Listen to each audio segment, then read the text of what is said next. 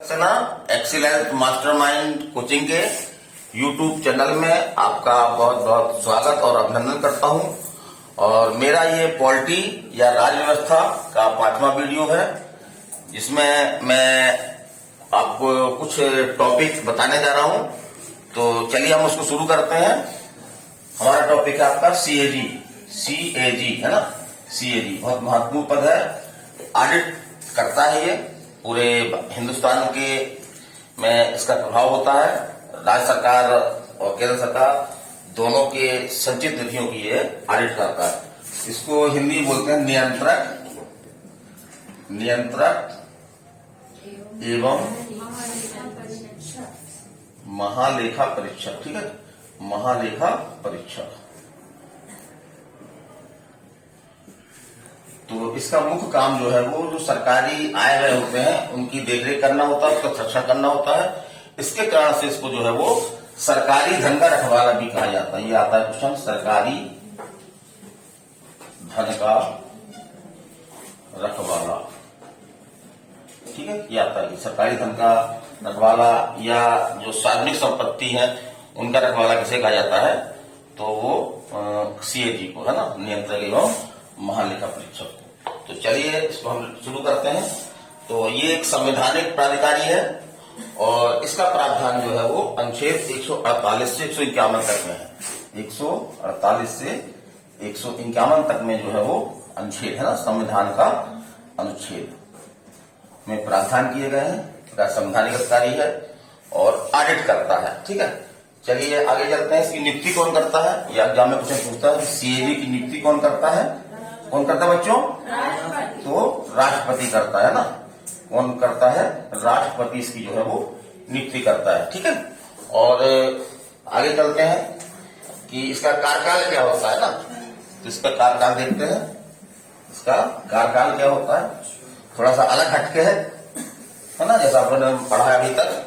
तो इसका कार्यकाल जो है वो कार्यकाल है ना, कार्यकाल। तो इसका कार्यकाल जो 6 वर्ष या 6 वर्ष या 65 वर्ष की आयु, 65 वर्ष की आयु जो भी पहले आ जाए तो ये अपने पद पर रहता है। 6 वर्ष। अगर कभी ऐसा पूछता है कि कार्यकाल क्या होता है, सिर्फ वर्षों में पूछता है तो फिर आपको लगाना है 5 वर्ष, 6 वर्ष, 4 वर्ष तरह देगा तो आपको क्या लगाना आंसर 6 वर्ष। लेकिन कभी कभी पूरा पूछता है ना, आयु पूछता है। 6 वर्ष की अगर कंप्लीट हो गया है या 65 वर्ष कंप्लीट हो गया, जो भी पहले कंप्लीट हो जाए ये पद से हट जाता है। तो चलिए और आगे चलते हैं। इसको हटाने की क्या विधि है ना। इसको अगर पद से हटाना है तो क्या विधि है, तो इसके लिए 2 आधार है। ये आपका जो सुप्रीम कोर्ट का जो न्यायाधीश होता है उसी की प्रक्रिया से ये हटाया जाता है। तो आपका क्या है, दूसरा है, पहला है सदाचार या दूसरा असमर्थता। असमर्थता है ना, असमर्थता। तो अगर ये दोनों में से कोई भी आधार है तो संसद के दोनों सदन प्रस्ताव पारित करके जो है इसको पद से हटा सकते हैं। और चलिए आगे चलिए। एक ये नियम रखा गया है ताकि ये निष्पक्ष रूप से काम करे। तो सेवानिवृत्त होने के बाद जो है वो सरकार के अधीन कोई ये लाभ का पद धारण नहीं कर सकता है। ऐसा इसकी निष्पक्षता को बनाए रखने के लिए किया गया है। और चलते हैं अपन।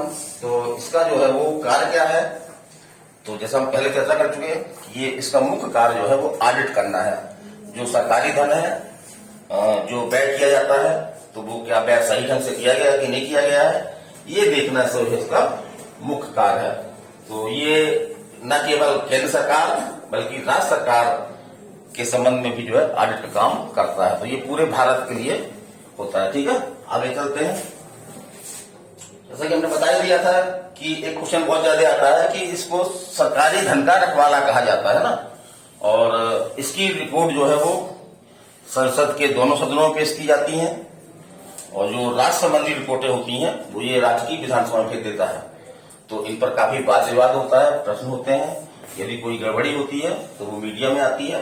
तो इसलिए लोग बात चाहते हैं कि ये रिपोर्ट जो है इसकी हमारे कोई खिलाफ में ना आए, तो इसका ध्यान रखते हैं। तो इससे एक प्रकार से जो भ्रष्टाचार है वो रोकने में काफी मदद मिलती है।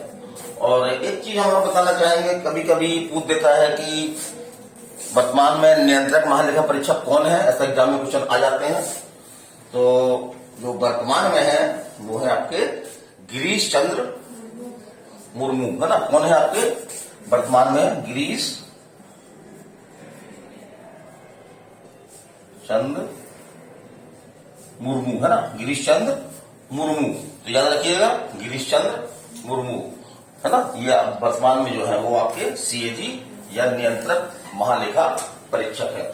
और कभी कभी पहला पूछ लेता है कि पहले कौन थे, ठीक है। तो पहले थे आपके विनोद राय।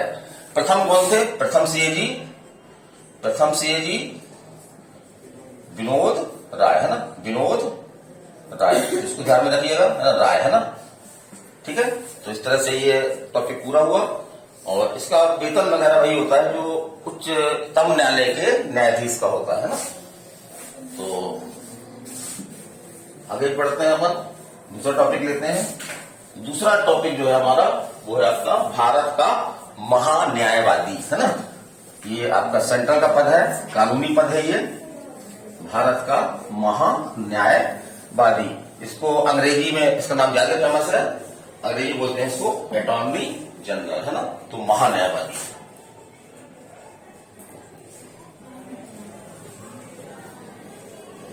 महान्यायवादी, ठीक है। तो इसके बारे में बताना चाहेंगे। तो अनुच्छेद 76 में महान्यायवादी पद बताया गया है, अनुच्छेद 76 में पूछा गया है। तो महान्यायवादी पद का उल्लेख जो है अनुच्छेद 76 में मिलता है। इसको इस तरह याद रखें कि अनुच्छेद 75 में प्रधानमंत्री की नियुक्ति है और उसके जस्ट बाद के अनुच्छेद में जो है वो आपका महान्यायवादी है या अटॉर्नी जनरल है, ठीक है। और इसकी नियुक्ति बहुत आसान है। कौन करता है नियुक्ति? कौन करता है? राष्ट्रपति करता है। इसकी नियुक्ति जो है वो राष्ट्रपति करता है, ठीक है। तो ये दिमाग में रखना है कि नियुक्ति कौन करता है? राष्ट्रपति करता है। और एक जो महत्वपूर्ण बात है, यहां पे लोग गलती करते हैं, किताबों में भी गलती मिलता है, कार्यकाल, है ना, ठीक है। इसका कोई निश्चित कार्यकाल नहीं होता। तो क्या लिखेंगे? निश्चित कार्यकाल नहीं होता, है ना। ये जो है वो राष्ट्रपति के प्रसाद पर्यंत जो है पद धारण करता है, ठीक है। माने कि राष्ट्रपति इसको जो है वो कभी भी कोई बिना कारण दिए इसको हटा सकता है। कई ऐसे हटाए भी गए हैं ना। तो ये याद रखिए, कभी कार्यकाल पूछता है और लिख देता है 4 वर्ष, 5 वर्ष या 3 वर्ष या कोई नहीं, है ना। तो आपका विकल्प कौन सा होगा? कोई नहीं है, क्योंकि इसका कोई निश्चित कार्यकाल नहीं होता। ये जब तक राष्ट्रपति की इच्छा होती है ये पद पर काम करता है। जिस दिन राष्ट्रपति की इच्छा होती है इसको हटाने की तो हटा दिया जाता है। चलिए और आगे बढ़ते हैं। ये इंपॉर्टेंट चीज थी। और ये क्वेश्चन पूछा जाता है कि भारत का प्रथम विधि अधिकारी कौन कहलाता है। तो अपन गलती कर देते हैं, अपन सुप्रीम कोर्ट के मुख्य न्यायाधीश को लगा देते हैं, तो गलत हो जाता है क्वेश्चन हमारा। तो भारत का प्रथम विधिक अधिकारी जो है वो इसी को कहा गया, किसको कहा गया है? महान्यायवादी को, है ना। तो भारत का प्रथम विधिक अधिकारी होता है। और एक क्वेश्चन इसके बारे में और आता है कि इसकी योग्यता क्या है। माने कोई व्यक्ति महान्यायवादी बनने के लिए उसमें क्या योग्यताएं होनी चाहिए। तो योग्यता इसकी क्या है कि सुप्रीम कोर्ट का न्यायाधीश बनने के लिए जो योग्यताएं हैं वो वही योग्यताएं जो है वो महान्यायवादी के लिए क्या है? सुप्रीम कोर्ट के जो न्यायाधीश बनने की योग्यता है वही योग्यता, सेम योग्यता जो है वो महान्यायवादी के लिए है। और एक क्वेश्चन आपका और आता है कि ऐसा कौन सा अधिकारी है जो लोकसभा या राज्यसभा का मेंबर ना होते हुए भी उसकी कार्यवाहियों में भाग ले सकता है, बोल सकता है, लेकिन उसे वोट देने का अधिकार नहीं है। तो मैं फिर से रिपीट कर दूं, क्वेश्चन कई जगहों में आता है कि ऐसा कौन सा संवैधानिक प्राधिकारी है जो लोकसभा राज्यसभा में बैठक में जा सकता है, बोल सकता है, लेकिन उसको जो है वो वोट देने का अधिकार नहीं है। तो वो आपका यही है, कौन है? महान्यायवादी। ये क्वेश्चन कई एग्जामों में आया है, ठीक है, तो इसको ध्यान में रखिएगा। चलिए और आगे बढ़ते हैं। तो इसका जो एक मेन पावर है, ये जो है वो लॉ संबंधी मामलों में जो है केंद्र सरकार को आवश्यक परामर्श देता है। और दूसरा जो काम है इसका, किसी भी न्यायालय में केंद्र सरकार का कोई मुकदमा चल रहा है या कोई कार्रवाई चल रही है, तो उसमें जो है वो अधिवक्ता के रूप में जो है वो इसको पेश होने का विशेष अधिकार होता है। भारत के किसी भी न्यायालय में ये पेश हो सकता है। तो ये मुख्य चीजें थी। अब थोड़ा सा बता दें कि वर्तमान में कौन है आपके महान्यायवादी। बदलते रहते हैं, आप लोग भी करंट देखते रहिएगा। जो अभी जिस समय में क्लास ले रहा हूं, तो उस समय जो है वो के वेणुगोपाल, कौन है? के वेणुगोपाल है ना, ये वर्तमान में जो है क्या है? महाधिवक्ता है। और जैसा कि एग्जामों में प्रथम पूछने की परंपरा है, तो आपके प्रथम महान्यायवादी कौन थे? ठीक है, प्रथम महान्यायवादी आपके कौन थे? तो वो थे आपके मोतीलाल। कौन थे? मोतीलाल, प्रथम महान्यायवादी। भारत का प्रथम महान्यायवादी कौन है? वो है आपका मोतीलाल। वर्तमान में कौन है? तो वर्तमान में केसी। तो प्रथम कौन थे आपके? मोतीलाल। इसको नोट कर लीजिएगा, है ना बच्चों, इसको नोट कर लेना आप लोग, है ना। चलिए ठीक है, ये हमारा टॉपिक पूरा हुआ। अब जैसा कि ये सेंट्रल में होता है, ठीक इसी का एक रूप जो है वो राज्यों में भी होता है, लेकिन उसको हम महान्यायवादी ना बोल करके क्या बोलते हैं? महाधिवक्ता, है ना। उसके बारे में देख लें, बहुत क्वेश्चन उससे भी आ जाते हैं कभी कभी। तो उसका नाम है महाधिवक्ता। महाधिवक्ता, है ना। इसको इंग्लिश में बोलते हैं आपका एडवोकेट जनरल। क्या बोलते हैं? एडवोकेट जनरल, ठीक है, अंग्रेजी बोलते हैं। तो दोनों दिमाग में रखिएगा। कभी कभी क्या होता है कि महाधिवक्ता और महान्यायवादी में हम कंफ्यूज हो जाते हैं ना, तो वो कंफ्यूज ना हो। महान्यायवादी अलग होता है, महाधिवक्ता अलग होता है। महान्यायवादी आपका सेंट्रल में होता है, जबकि राज्यों में जो है वो महाधिवक्ता होता है। तो संविधान में प्रावधान किया गया है कि प्रत्येक राज्य में जो है, प्रत्येक राज्य में क्या होगा? एक महाधिवक्ता होगा, है ना, महाधिवक्ता होगा, ठीक है, यह संविधान में कहा गया है। और इसकी नियुक्ति, जैसे कि उसकी नियुक्ति कौन करता था? महान्यायवादी की कौन कर रहा था? राष्ट्रपति कर रहा था, है ना। इसकी नियुक्ति जो है वो, क्योंकि राज्य में होता है, तो इसकी नियुक्ति कौन करता है? राज्यपाल करता है। कौन करता है? राज्यपाल, ठीक है। तो नियुक्ति कौन करता है? दिमाग में रखिएगा, कंफ्यूज मत होइएगा, राष्ट्रपति मत लगा दीजिएगा। तो ये करता है, और इसका भी कार्यकाल नहीं होता, कार्यकाल नहीं होता, है ना। कार्यकाल क्या होता? नहीं होता है। ये जो है वो राज्यपाल, कौन? राज्यपाल के प्रसाद पर्यंत पद धारण करता है। जब तक राज्यपाल चाहेगा ये पद में रहता है, जिस दिन राज्यपाल नहीं चाहेगा इसको पद जो है वो छोड़ना पड़ता है। तो एक क्वेश्चन से और आता है एग्जाम में कि राज्य सरकार का प्रथम विधि अधिकारी कौन होता है? तो इसमें भी हम गलती कर देते हैं, हाई कोर्ट का मुख्य न्यायाधीश लगा देते हैं, लेकिन कौन होता है आपका? कौन होता है? महाधिवक्ता जो है वो राज्य का प्रथम लॉ ऑफिसर या विधि अधिकारी कहलाता है। तो ठीक है, इससे मोटा रकम यही है। अब कभी कभी जो कि अपन एमपी के एग्जाम दे रहे हैं, ये विंध्य प्रदेश का चैनल है, एजुकेशनल चैनल है, तो बहुत सारे एमपी के एग्जाम हम देंगे। तो वर्तमान में जो है वो आपके इस पद पर कौन है? मध्य प्रदेश में, मध्य प्रदेश में महाधिवक्ता पद पर जो है वो कौन है? तो वो है आपके शशांक शेखर। कौन है? शशांक शेखर। तो उसको याद रखिएगा, है ना, कि वर्तमान में मध्य प्रदेश के महाधिवक्ता कौन है ना, तो शशांक शेखर है। और बदल जाए तो अभी बदल लीजिएगा, ये नहीं बोलेगा कि सर ने बताया था। तो ये पद जो है वो पॉलिटिक्स पद है, प्रकाश पॉलिटिक्स पद है, मुख्यमंत्री के इच्छा पर निर्भर करता है। तो इसको जो है वो अगर थोड़ी सी भी लगा कि कार्रवाई हमारे अनुसार नहीं की जा रही है या हमारा कहना नहीं मान रहा है ये पदाधिकारी, तो इसको जो है वो राज्यपाल के माध्यम से हटा भी दिया जाता है। तो चलिए, और अगला हमारा इस क्लास का लास्ट टॉपिक है आपका, तो उसको ध्यान दीजिएगा, है ना। लास्ट टॉपिक है, उसको ध्यान दीजिएगा, उससे क्वेश्चन आपके बनते ही हैं और काफी रोचक टॉपिक है। वो है आपका भारतीय चुनाव आयोग, है ना। क्या है? भारतीय चुनाव आयोग, ये भारतीय निर्वाचन आयोग, election commission, Indian election commission, है ना। तो ऐसा कि लोकतंत्र में चुनाव महत्वपूर्ण है और केवल चुनाव महत्वपूर्ण नहीं है बल्कि वो निष्पक्ष ढंग से हो। तो चुनाव की निष्पक्षता को बनाए रखने के लिए संविधान में जो है वो एक भारतीय निर्वाचन आयोग, एक संवैधानिक संस्था की जो है वो व्यवस्था की गई है। तो चलिए डाल रहे हैं हेडिंग, क्या है?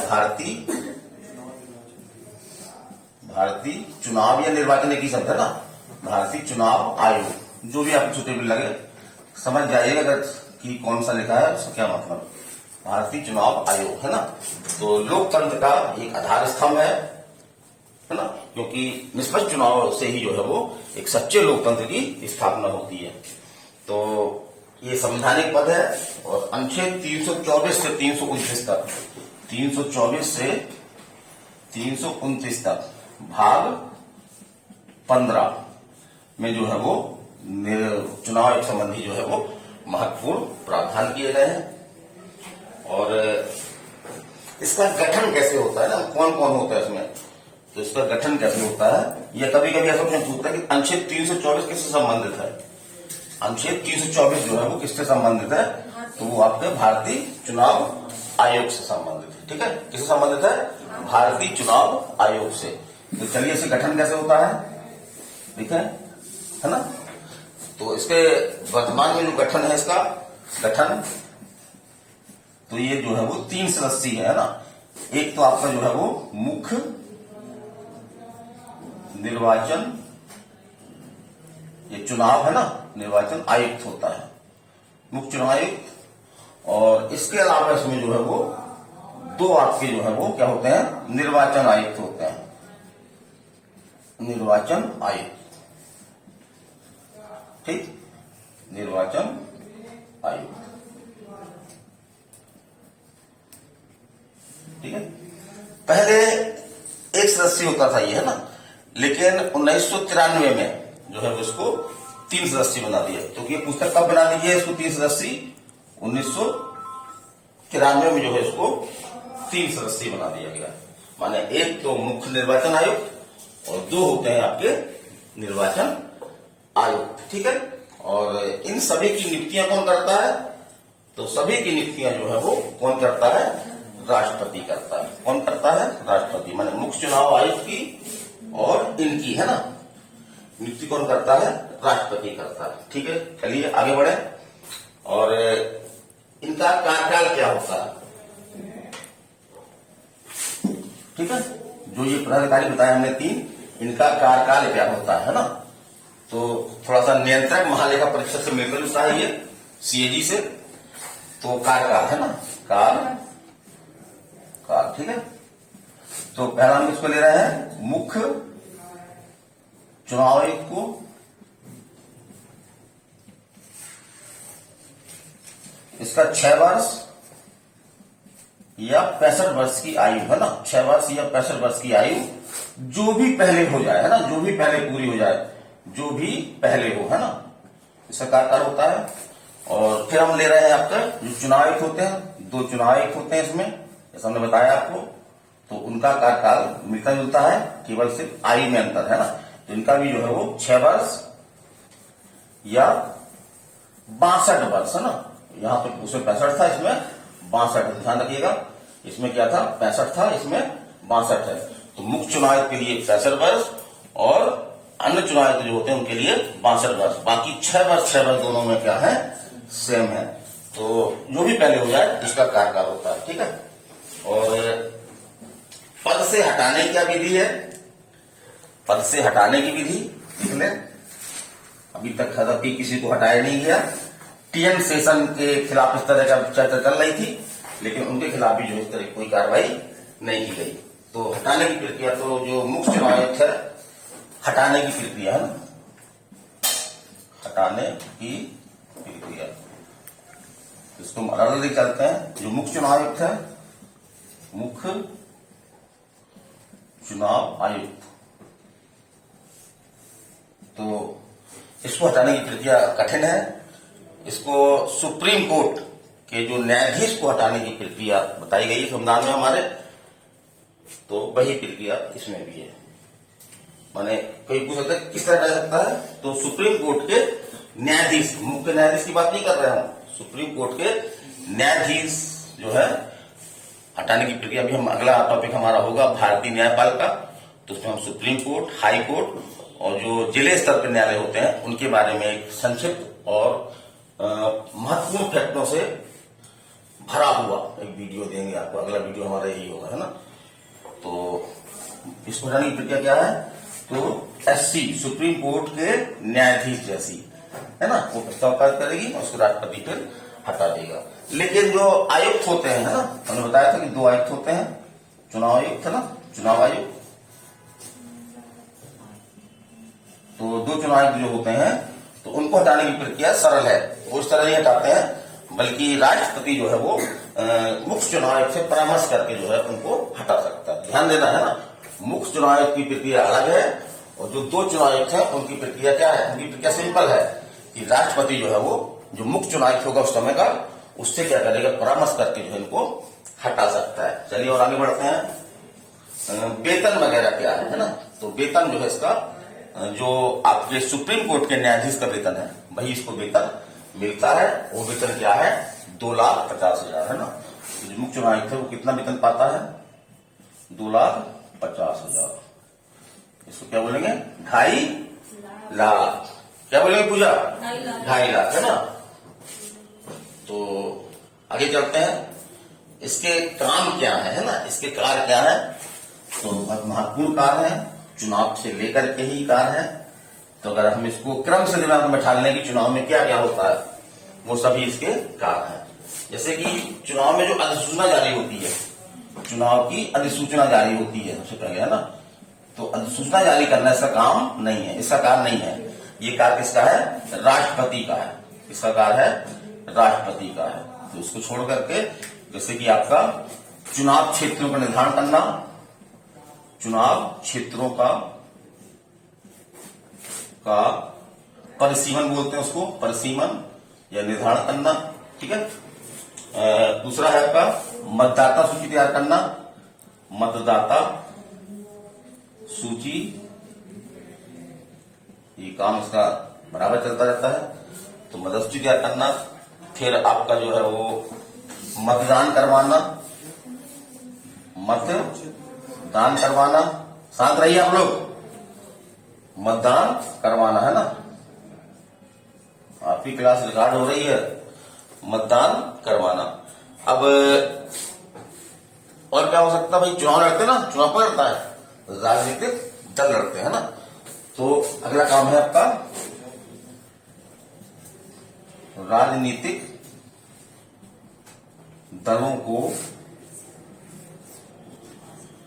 मान्यता देना और चुनाव चिन्ह भी आवंटित करता है ना। किसका चुनाव चिन्ह कौन होगा, चुनाव चिन्ह भी जो है वो ये आवंटित करता है, चुनाव चिन्ह भी आवंटित करता है, ठीक है। और चुनाव में कुछ ऐसी महत्वपूर्ण बातें होती हैं जिसको अपन क्या बोलते हैं, आचार संहिता, है ना। तो आचार संहिता को लागू करवाना, है ना, इसी काम है ना।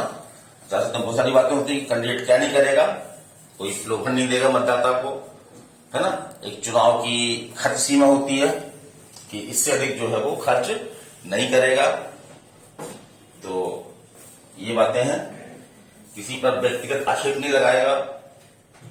तो अगर कोई गड़बड़ी करता है तो उसकी देखरेख कौन करता है, चुनाव। और जब चुनाव होते हैं तो पूरा सिस्टम काम करने लगता है ना।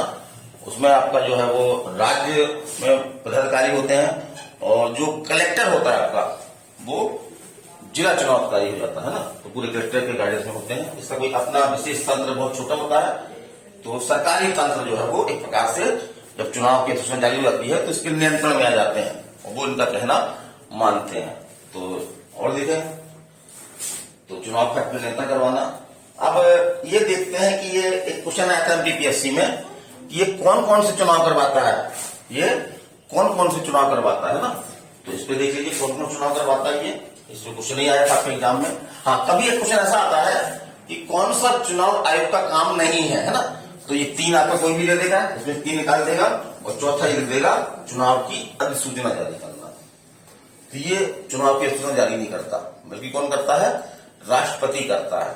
और राज्य चुनाव की अधिसूचना भी जो कौन राज्यपाल नहीं करता, राज्यों में अगर विधानसभा चुनाव होना है तो उसकी अधिसूचना भी जो कौन जारी करेगा, आपका राष्ट्रपति ही करेगा। तो इस क्वेश्चन ऐसा आता है कि चुनाव का कौन सा काम नहीं है, तो ये अधिसूचना जारी करने वाला सा काम नहीं है, इसको ध्यान में रखिएगा, क्वेश्चन आता है ये। और चलिए आगे चलते हैं कि ये कौन कौन से चुनाव करवाता है ना, ये कौन कौन से चुनाव करवाता है। तो देखें कौन कौन चुनाव करवाता है, ये एमपीपीएससी में क्वेश्चन आया था। तो पहले अपन ले लें राष्ट्रपति, जो राष्ट्रपति निर्वाचन होता है यही करवाता है। फिर आपका उपराष्ट्रपति, अब इसमें लिखते जाइएगा है ना, उपराष्ट्रपति। फिर आपका लोकसभा, लोकसभा। फिर आपका राज्यसभा, ठीक है। फिर आपका राज्य में क्या होते हैं, विधानसभा होती है, विधानसभा। और कुछ राज्यों में जो है वो एक और होती है, वो क्या होती है, विधान परिषद, है ना। तो विधान परिषद की चुनाव भी ये करवाता है, विधान परिषद, ठीक है, विधान परिषद। तो इतने चुनाव करवाता है। देखिए राष्ट्रपति, उपराष्ट्रपति, लोकसभा, राज्यसभा, विधानसभा, विधान परिषद। इसमें विकल्प कौन नहीं करवाता चुनाव, किस चुनाव नहीं करवाता, तो उसमें आपको ये दे सकता है पंचायत, पंचायतों के या नगरीय निकायों के। तो इसके लिए जो है वो प्रत्येक राज्य में इन दोनों चुनाव के लिए जो है वो एक राज्य निर्वाचन आयोग का प्रावधान किया गया है हर राज्य में। जैसे मध्य प्रदेश में है तो मध्य प्रदेश निर्वाचन आयोग, उसको हम पढ़ाएंगे जब एमपीजी के हम लेंगे क्लास, है ना। तो जो एमपीजी के में जो महत्वपूर्ण आयोग है जब हम उसको बताएंगे तो उसमें आपका मध्य प्रदेश चुनाव आयोग भी हम उसकी चर्चा वहां पे करेंगे, है ना। तो इनके चुनाव करवाता है। और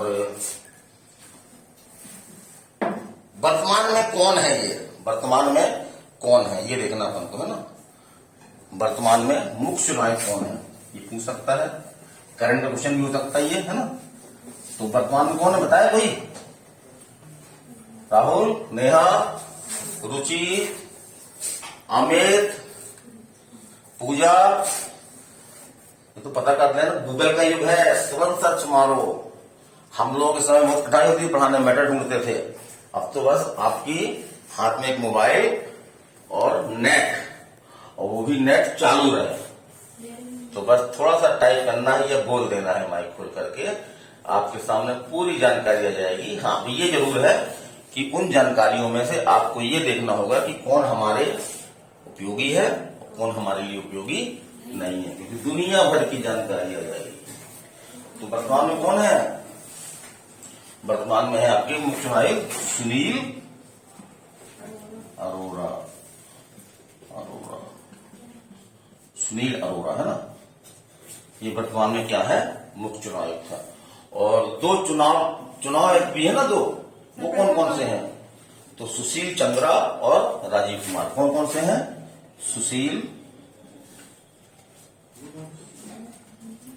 चंद्रा और राजीव कुमार। देखिए तो बदलते रहते हैं ना, ये नहीं बोले कि सर ने ऐसे ही पढ़ाया था हम ऐसे ही लगा के आएंगे। अगर बदल जाए तो बदल भी लीजिएगा, है ना, हमको दोष मत दीजिएगा। फिर हम तो वर्तमान स्थिति में बता रहे हैं, आज की स्थिति में जो है वो जो मुख्य चुनाव आयुक्त कौन है आपके, सुनील अरोड़ा है और सुनील चंद्रा और राजीव कुमार, ये आपके जो है कौन है, चुनाव आयुक्त है। चलिए एक क्वेश्चन और पूछ लेते कभी कभी, जो जैसे बताया था ना कि क्वेश्चन पूछने में एक परंपरा बन गई है कि प्रथम मुख्य चुनाव आयुक्त कौन थे, प्रथम मुख्य चुनाव आयुक्त, है ना, प्रथम मुख्य चुनाव आयुक्त, है ना, आयुक्त। तो वो है आपके सुकुमार सेन, है ना, सुकुमार सेन। तो ये है, तो इनको याद रखिएगा। कुछ कोडिंग वोडिंग हम बनाते रहते हैं, लेकिन पूरी कोडिंग नहीं बता सकते आपको। हर क्वेश्चन में कोडिंग बनती है, तो कोडिंग के माध्यम से भी आप इसको समझते हैं। वैसे अगर आप ईमानदारी से 2-4 बार रिवीजन कर लें या मेरा ये वीडियो सुन लें तो स्थायी हो गया, रहेगा चैनल में। ये आपकी क्लास जो है स्थायी है ना, चैनल में रहेगी। तो ऐसे छात्र जो कैसे किसी कारण से क्लास नहीं आ पाए आज, तो वो कल देख सकते हैं। तो ये चीज हो गई। और चुनाव में एक बहुत चर्चित शब्द है ईवीएम। थोड़ा इससे बता दें ईवीएम क्या है ना। Electronic voting machine. इसका फुल फॉर्म पूछ लेता है, ईवीएम है ना, ईवीएम।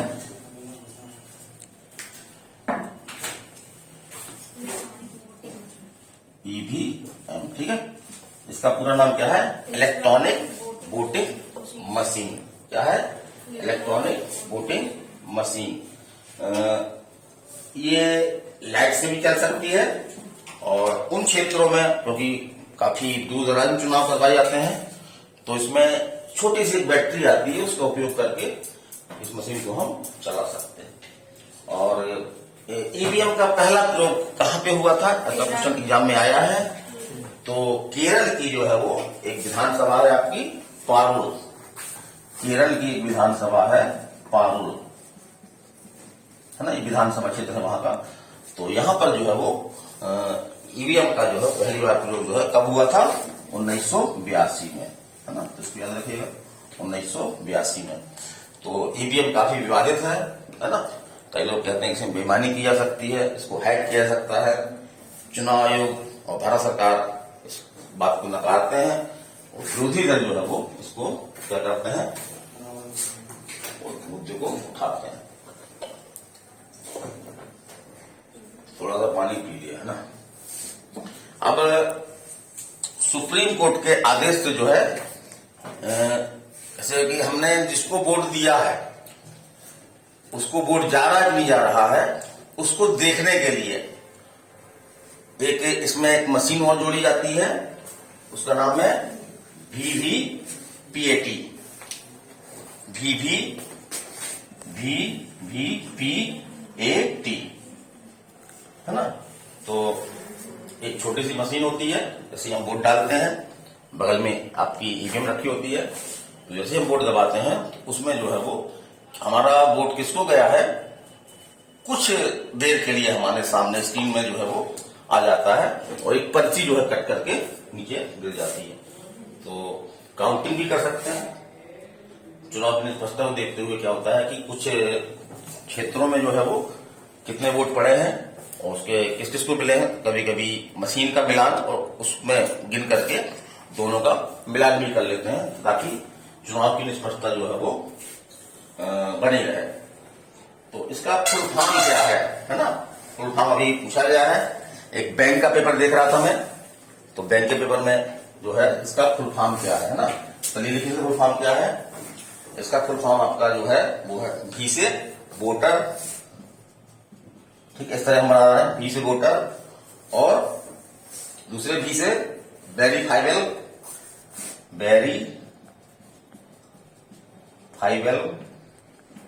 पी से, ठीक है, पी से पेपर सिंपल, पी से पेपर, ए से क्या ऑडिट, ए से ऑडिट, और टी से ट्रेल, टी से क्या ट्रेल। अब बोलिए, चल रहे बोलिए क्या बोलते हैं, voter, verifiable, paper, audit, trail, है ना। तो इसको दिमाग में रख लीजिए। ये शब्द संक्षेप में आपका आता है। ईवीएम भी आता है। तो ईवीएम क्या बताए थे, ईवीएम का फुल फॉर्म क्या बताए थे, इलेक्ट्रॉनिक वोटिंग मशीन। और इसका बोलिए एक बार, 2 बार बोलिए, voter, verifiable, paper, audit, trail, है ना। इसलिए हमने शब्दों कर दिया, मैंने साफ लिखा। इससे कौन कौन शब्द बन रहे हैं ये दिमाग में रख लीजिए।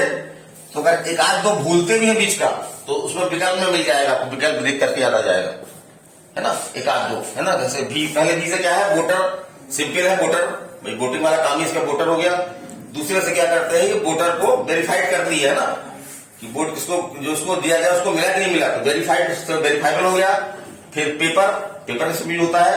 फिर आपका ऑडिट करके मैंने उसके हिसाब किताब देखती है कि सही वोट जिसको दिया गया उसी वोट मिला कि नहीं मिला। और टेल माने प्रकार से मशीन कह सकते हैं, यंत्र कह सकते हैं। तो इस तरह से। और अभी हमारे प्रधानमंत्री मोदी जी ने जो है वो एक चर्चा में विषय और डाल दिया है कि वन नेशन वन इलेक्शन। तो इसपे क्या फायदे हैं, इसमें क्या कठिनाइयां हैं, तो इसको लेकर के मैं एक YouTube चैनल में जल्द ही एक वीडियो डालने वाला हूं। वन नेशन माने एक देश एक चुनाव, वन नेशन वन इलेक्शन। तो मेरी आज की ये क्लास खत्म हुई और मैं RK सक्सेना आपका से अनुरोध करता हूं कि आप ये मेरे वीडियो देखें और यदि आपको ये पसंद आते हैं तो शेयर लाइक भी करें, सब्सक्राइब भी करें चैनल को, अन्य लोगों से भी इस तरह की अपील करें। तो आपको कैसा लगा या कोई कमेंट करना चाहते हैं तो हमारे चैनल में कमेंट बॉक्स में जो है आप कमेंट कर सकते हैं। कोई हमसे इसमें त्रुटि हुई है ना, मानव हूं, त्रुटि होती रहती है, हमेशा होती है। कई बार क्या है कि फैक्ट दिमाग में कुछ होता है और दूसरी बातें निकल जाती हैं, है ना। तो जहां तक मुझे पता चलता है तो मैं कमेंट में खुद ही कमेंट कर देता हूं कि इसको इस तरह देखा जाए। तो ठीक है, मैं RK सक्सेना आपसे विदा लेता हूं। नमस्कार।